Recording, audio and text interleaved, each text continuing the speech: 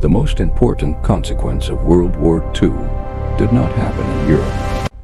It did not happen in Japan, and it was never announced in a peace treaty. It happened in Africa, and almost no one talks about it. In 1939, when Europe went to war, Africa was not asked. It was not attacked first. It was not consulted.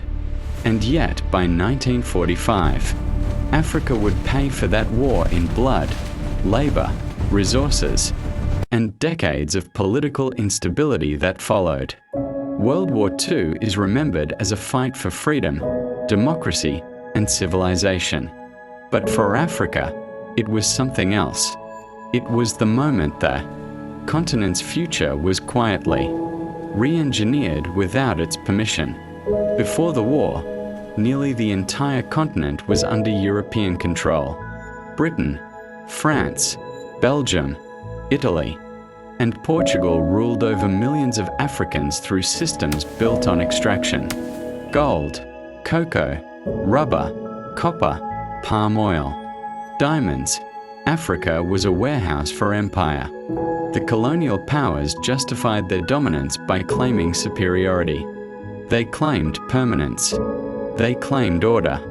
They claimed that European rule was unshakable. Then in 1940, Nazi Germany crushed France in 6 weeks. The illusion collapsed. The same Europeans who had ruled Africa for decades with an image of invincibility were now fleeing, surrendering, begging allies for survival. Britain stood alone under bombardment. Italy lost control of Ethiopia. European cities burned. African soldiers watched this unfold. And for the first time, the myth cracked. More than 1 million African soldiers were recruited to fight in a war that was not theirs. West Africans were sent to Burma. North Africans fought in Italy. East Africans battled Italian forces. They crossed oceans. They saw the wider world. They saw racism inside the very armies claiming to fight fascism. They were told they were defending freedom while living under colonial domination. And they noticed the contradiction. At home, colonial governments intensified resource extraction to fuel the war machine. Production quotas rose. Taxes increased. Forced labor systems hardened. Infrastructure expanded, but not for development. Railways ran from mines to ports. Roads connected plantations to shipping terminals. Everything flowed outward. Africa became the supply engine of Allied victory. Gold from the Gold Coast stabilized British finances. Copper from northern Rhodesia powered military industry.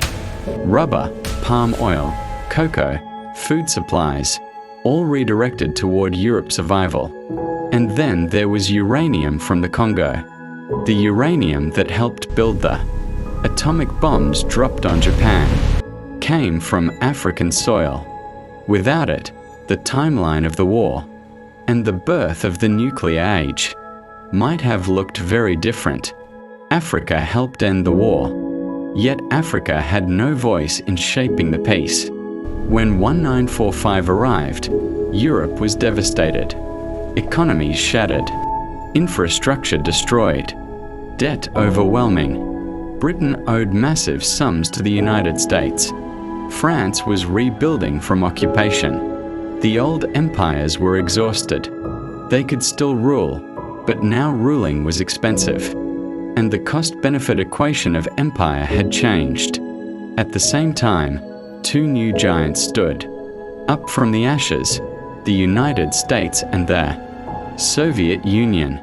The world was no longer organized around European empires.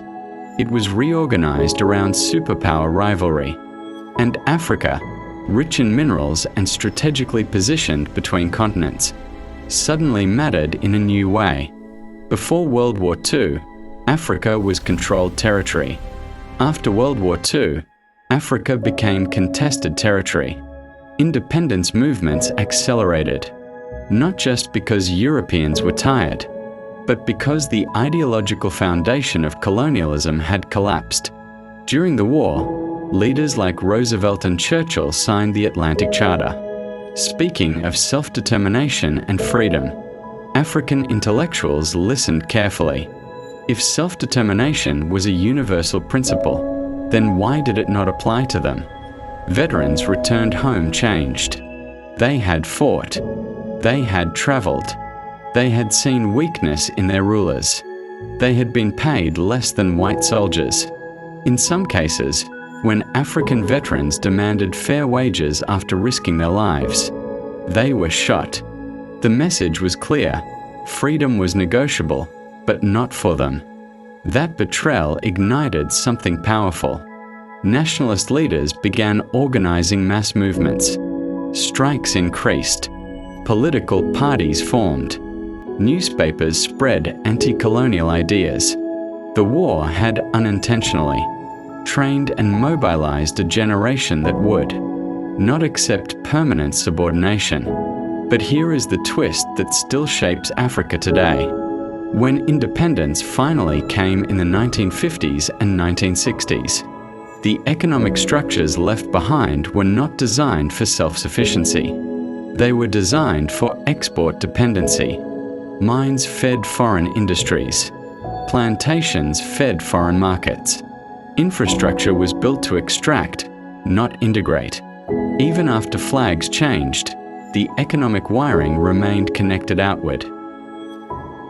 World War II accelerated that wiring, and then the Cold War poured gasoline on it. As African nations gained independence, they did so in a world divided between Washington and Moscow. Every mineral, every port, every leader became strategically significant. The same uranium that mattered in World War II now mattered in nuclear deterrence. Oil mattered more than ever. Strategic minerals were no longer commercial assets alone. They were security assets. Foreign influence did not disappear with colonial rule. It transformed. Coups erupted across the continent in the decades after independence. Many of the officers involved had been trained in colonial military. Systems expanded during World War II. Militarization had increased during the war. Armies grew stronger. And in fragile new states, those armies sometimes became political actors. Borders remained unchanged, borders drawn in European conference rooms decades earlier.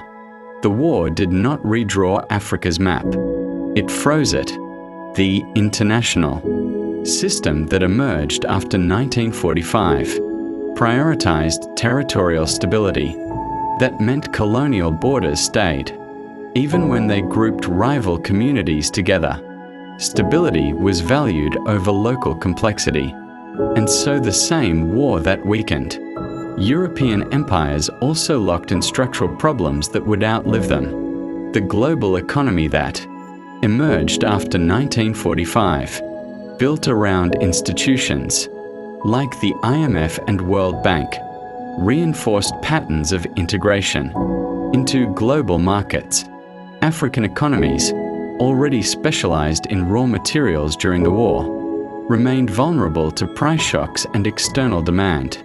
When commodity prices fell decades later, the consequences were devastating. The war did not create every problem Africa faces today, but it rearranged the global power structure in a way that made Africa permanently strategic and permanently vulnerable at the same time. That is the paradox. World War II opened the door to independence. It shattered imperial confidence. It emboldened African nationalism. It weakened Europe financially. It globalized ideas of freedom, but it also deepened economic dependency. It intensified extraction. It militarized politics. It inserted Africa into superpower competition. It cemented borders. It shifted global power away from Europe, but did not center Africa in the new order.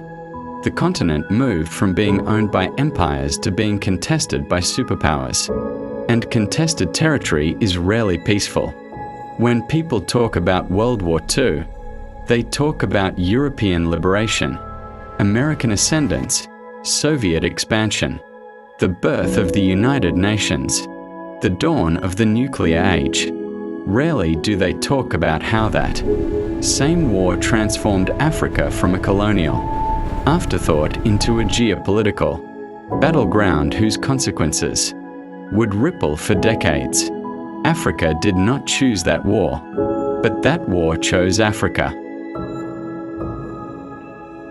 It pulled millions into combat. It drained resources. It shattered illusions. It ignited nationalism. It reshaped the global hierarchy. It locked in economic structures. It militarized governance. It set the stage for Cold War interventions. It turned the continent into a prize. And perhaps the most unsettling part is this: many of the economic patterns, political tensions, and external pressures that define modern African geopolitics can be traced back to the restructuring of global power between 1939 and 1945. The war ended empires in Europe, but it did not end the struggle over Africa. It simply changed the players, and that quiet rewiring, done in the shadow of a war fought elsewhere, may be one of the most overlooked consequences of World War II.